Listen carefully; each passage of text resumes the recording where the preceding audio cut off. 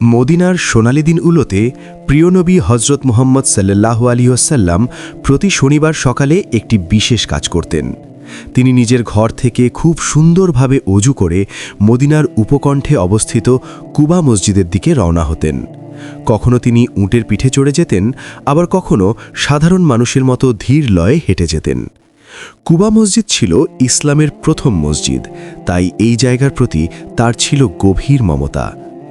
পথে যেতে যেতে নবীজি সাল্লাল্লাহু আলাইহি ওয়াসাল্লাম তার সাথীদের একটি অসাধারণ খুশির সংবাদ দিতেন।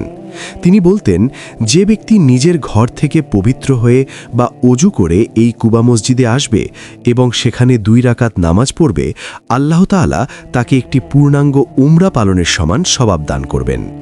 প্রতি শনিবার নবীজির এই আগমনে কুবা এলাকায় আনন্দের জোয়ার বয়ে যেত। তিনি সেখানে গিয়ে কেবল নামাজই পড়তেন না, বরং সাধারণ মানুষের পাশে বসে তাদের সুখ দুঃখের কথা শুনতেন এবং তাদের খোঁজ খবর নিতেন।